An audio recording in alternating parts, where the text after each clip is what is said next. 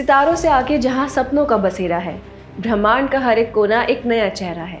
यहाँ हर ग्रह, हर धूमकेतु हर दिन एक नई कहानी कहता है, क्योंकि इस अनंत आकाश में जीवन का राज छुपा रहता है।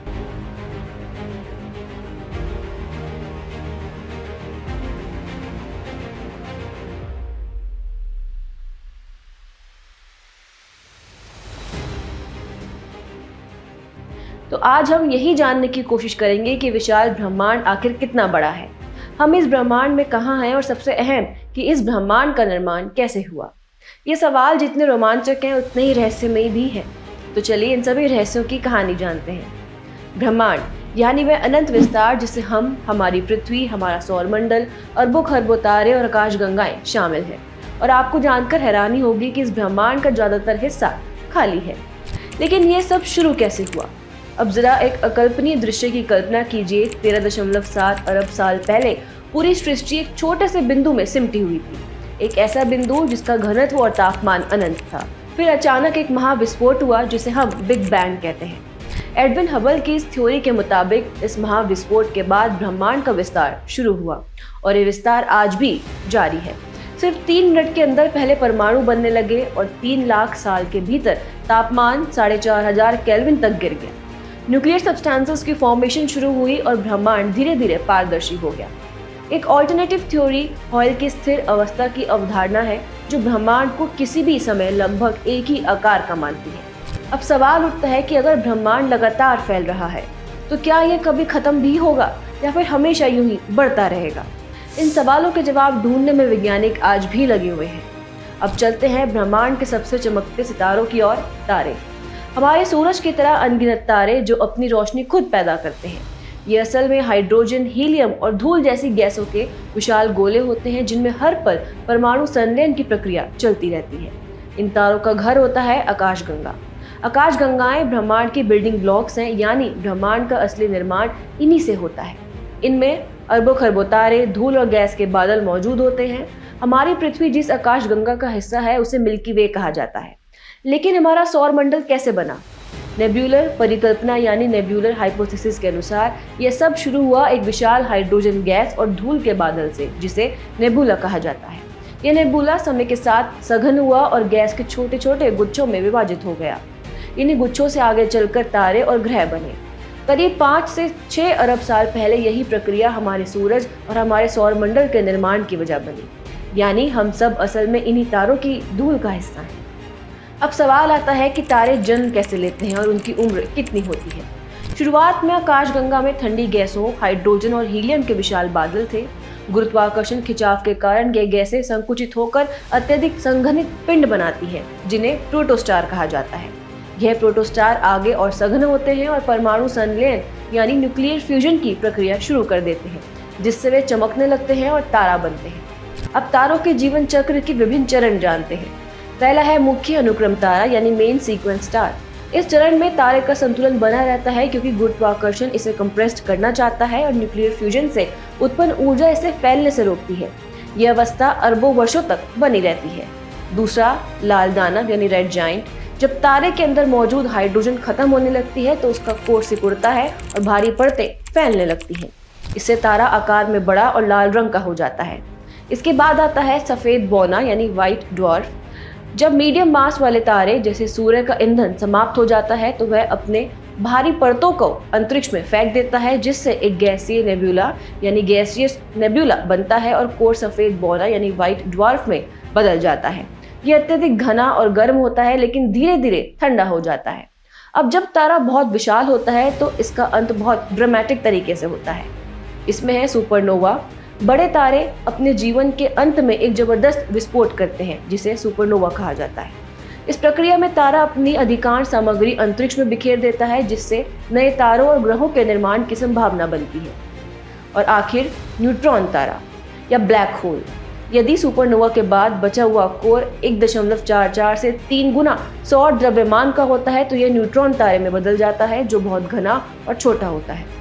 लेकिन अगर तारे का द्रव्यमान सूर्य के 3 गुने से अधिक होता है तो यह अपने ही भार के नीचे गिरकर ब्लैक होल बन जाता है, जिसकी गुरुत्वाकर्षण शक्ति इतनी अधिक होती है कि प्रकाश भी इससे बाहर नहीं निकल सकता। अब सवाल ये भी आता है कि क्या भविष्य में सूर्य का भी ऐसा ही अंत होगा?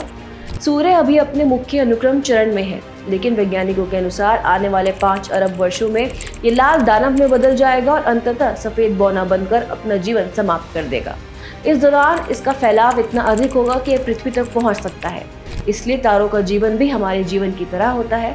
वे जन्म लेते हैं, चमकते हैं, बूढ़े होते हैं और अंत में अपने जीवन का एक नया रूप ले लेते हैं। अब चलते हैं हमारे सौर मंडल की ओर। सौर मंडल के केंद्र में स्थित है सूर्य, जो गर्म गैसों का एक विशाल गोला है। इसमें मुख्यतः हाइड्रोजन और हीलियम गैस है। सूर्य की चमकदार सतह को फोटोस्फीयर कहते हैं, जबकि इसकी वायुमंडल की भारी परत को कोरोना कहा जाता है। कोरोना बहुत पतली और गर्म गैसों से बनी होती है और यह केवल पूर्ण सूर्य ग्रहण के दौरान ही दिखाई देती है। अब जानते हैं एक बेहद दिलचस्प बात। वैज्ञानिकों ने एक ऐसा क्षेत्र खोजा है जिसे गोल्डीलॉक्स क्षेत्र कहते हैं। कि तारे के आसपास का वह विशेष क्षेत्र है जहां तापमान ना तो बहुत गर्म होता है और ना बहुत ठंडा, यानी ऐसा क्षेत्र जहां तरल जल मौजूद रह सकता है। इस क्षेत्र में पृथ्वी जैसी परिस्थितियों वाले ग्रहों पर जीवन की संभावना हो सकती है। अब जानते हैं ग्रहों के बारे में। सौर मंडल में 8 प्रमुख ग्रह हैं जो सूर्य की परिक्रमा करते हैं। ग्रह ठोस आकाशीय पिंड होते हैं जो चट्टान और धातु से बने होते हैं। इनका कोई अपना प्रकाश नहीं होता, बल्कि सूर्य की रोशनी को परावर्तित करते हैं। ग्रहों की गति सूर्य के चारों ओर पश्चिम से पूर्व की ओर होती है, इसलिए इनकी स्थिति हर दिन बदलती रहती है। 8 ग्रह हैं mercury, Venus, earth and Mars, जिन्हें टेरेस्ट्रियल प्लैनेट्स कहा जाता है, और जुपिटर, सैटर्न, यूरेनस, नेपच्यून और प्लूटो, जिन्हें जोवियन प्लैनेट्स कहा जाता है। लेकिन प्लूटो का कुछ अलग ही मामला है, आइए जानते हैं। कभी प्लूटो को नौवां ग्रह भी माना जाता था, लेकिन अंतर्राष्ट्रीय खगोलीय इकाई यानी इंटरनेशनल एस्ट्रोनॉमिकल यूनिट IAU ने 2006 में इसे बौने ग्रह की श्रेणी में डाल दिया, क्योंकि ग्रह बनने के लिए 3 जरूरी विशेषताएं होती हैं।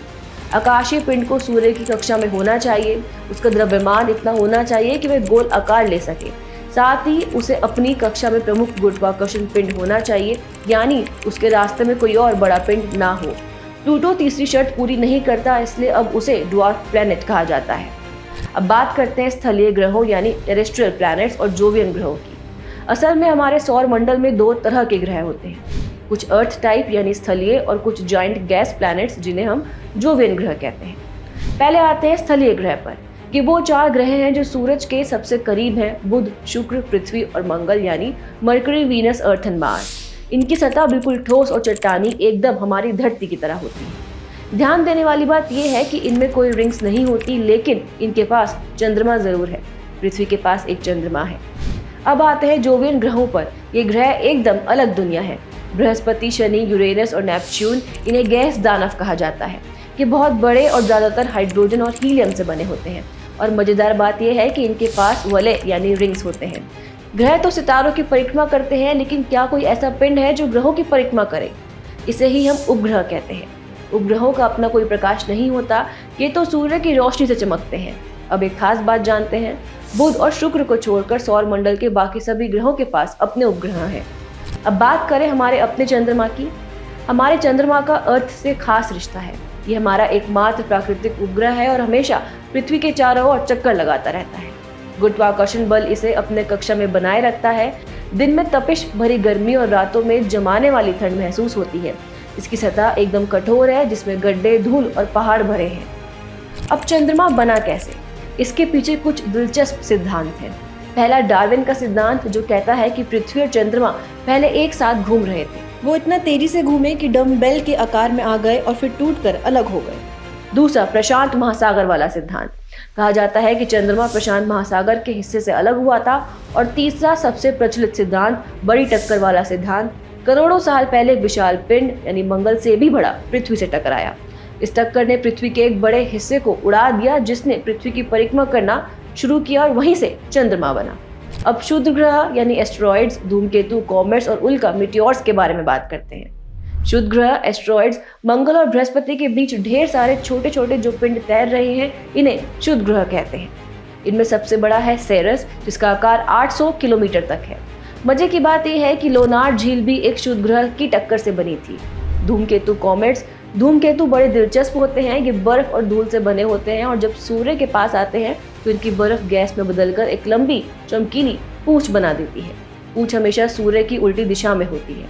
टूटते तारे को तो हम सब नहीं देखा है, असल में वो उल्का होते हैं जो वायुमंडल में घर्षण से जलकर चमकते हैं।